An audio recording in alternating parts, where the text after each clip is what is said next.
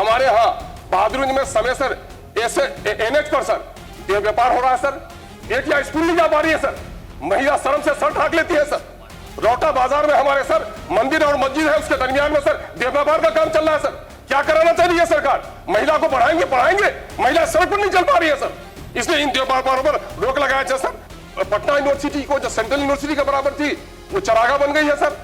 आप कहते हैं अभी जो एक रिपोर्ट आई है एनआईआरएफ की सर, इंजीनियरिंग कॉलेज हमारा एक भी देश के मानक में 100 कॉलेज के इसमें अंदर में नहीं है, और उसके मानक में कमी होने के नतीजे में विदेश में नौकरी पाने और मास्टर की डिग्री लेने में उनको दिक्कत हो रही है सर।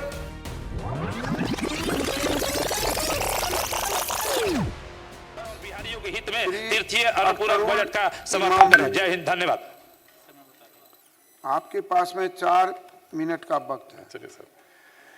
अध्यक्ष महोदय, मैं ये डिप्टी स्पीकर साहब, मैं शुक्रगुजार हूं कि आपने मुझको थर्ड सप्लीमेंट्री के मौके से बोलने का मौका दिया है।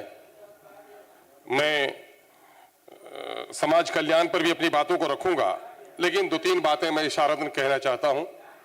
माननीय मंत्री आरडब्ल्यूडी नहीं है, वो कहते हैं कि आप काम भी करवाना चाहते हैं और कटौती भी पेश करते हैं। तो हमने अक्सर सदन में कहा है कि हुकूमत की हैसियत सरकार की खूबसूरत दुल्हन की तरह होती है और अपोजिशन के लोग आईना की तरह होते हैं। जो खूबसूरत दुल्हन संवारना चाहती है वो आईना देखती है, उन्हें हमारे परामर्श लेने चाहिए। अगर आईना न देखेगी तो क्या होगा सर? सिंदूर का श्रृंगार बिगड़ जाएगा और मांग का निखार बिगड़ जाएगा। इसलिए सरकार को संवरने के लिए हम आईना दिखा रहे हैं सर। मामला यह है सर कि मैं समझता हूं आजादी के बाद पहली बार ऐसा है कि इस सरकार को गुज़िश्ता 2025-26 के बजट में इनको सबसे अधिक राशि की मांग करनी पड़ी, और सबसे बड़ी मांग है महोदय, लगभग 50% इनका बजट आकार 3,17,000 करोड़ का था, और अगर इनके अनुपूरक बजट पहले को देखा 54,000 करोड़, दूसरा सप्लीमेंट्री इनका है सेकंड सप्लीमेंट्री 91,000 करोड़ का, और तीसरा अभी मांग रहे हैं 12,165 करोड़, यानी 1,58,000 करोड़ इनका सप्लीमेंट्री बजट है सर। तो बजट में बनाने में सर 10-20% का आगे पीछे हो सकता है। इसके माने ये है कि इनका बजट मैनेजमेंट, जो इनका फाइनेंशियल मैनेजमेंट है, वो कहीं से दुरुस्त नहीं है, उसमें काफी कमी है। महोदय, 2 लाख करोड़ के बजट में राज्य चल रहा है, हर एक व्यक्ति 30,000 रुपए के कर्ज में आज के दिन में है। 94 लाख परिवार जिसकी आमदनी माननीय मुख्यमंत्री जी की ईमानदाराना कोशिश के नतीजे में जो जात पर आधारित गणना हुई, 94 लाख फैमिली सर, वो 6,000 की आमदनी उसकी है सर। यानी एक फैमिली में 4.3 आदमी अगर हो जाए तो इसकी आमदनी 1,400 रुपया महीना है सर। लगभग 4.5 करोड़ बिहारी 1,400 रुपये महीने पे जी रहा है सर, फिर भी पीठ थपथपा रहे हैं। ईमानदारी की बात करते हैं तो पूरे देश में सबसे ज्यादा करप्शन यहां पर है। ज्ञान की बात करते हैं तो ज्ञान को दफना दिया गया। पटना यूनिवर्सिटी को जो सेंट्रल यूनिवर्सिटी के बराबर थी वो चरागा बन गई है सर।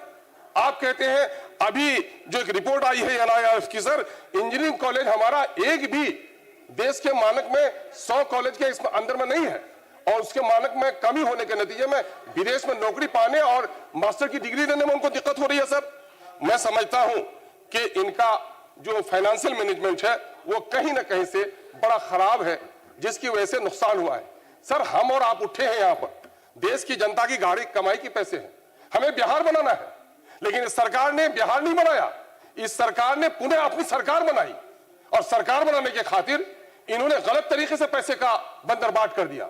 मैं ये नहीं कहूंगा कि गरीबों को सब्सिडी न दीजिए, लेकिन मैं कहता हूं आपने 10,000 रुपया दिया गरीब फैमिली को, और मैं दावे के साथ कहता हूं मेरा रौटा वैसा में आज के दिन में पुल नहीं होने के नतीजे में महीने में उनको 2,000-2,500 रुपए सिर्फ नाव पर पार होने का देना पड़ रहा है।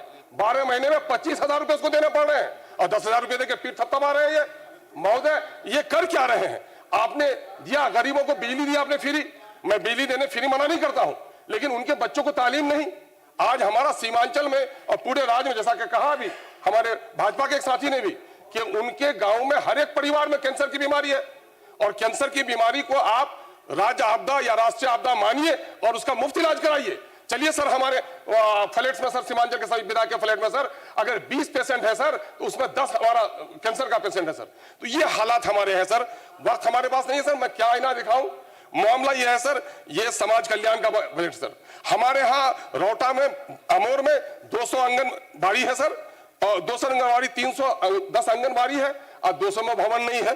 और वही रौटा में 210 आंगनबाड़ी है, 120 में भवन नहीं है। बहुत सारी जगहों पर आंगनबाड़ी नहीं है। और एक मैं बहुत दुख के साथ और तकलीफ के साथ मैं बात करूंगा नैतिकता की।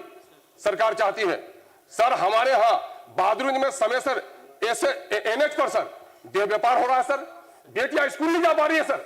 महिला शर्म से सर ढाक लेती है सर। रौटा बाजार में हमारे सर मंदिर और मस्जिद है, उसके दरमियान में सर देह व्यापार का काम चल रहा है सर। क्या कराना चाहिए सरकार? महिला को पढ़ाएंगे, महिला सड़क पर नहीं चल पा रही है सर। इसलिए इन देह व्यापारों पर रोक लगाया जाए सर। 2-3 बातें अपनी बात कहूंगा सर। आज बजट का इधर उधर मिसमैनेजमेंट के नतीजे में सर एक बात सर, खारी और रसेदी का पुल का काम हमारा रुका हुआ है सर। कोच का परसरा सड़क 2017 से बंद पड़ा है सर। इलेक्शन बाइकआउट हुआ था सर। बकरा ब्रिज का काम रुका हुआ सर। सिमलबाड़ी ब्रिज रुका हुआ सर। और मजकुड़ी में बाबुल टोला का पुल सर अप्रोच नहीं होने की वजह से कोचा सर जरा करा दिया जाए सर। बहुत बहुत शुक्रिया सर।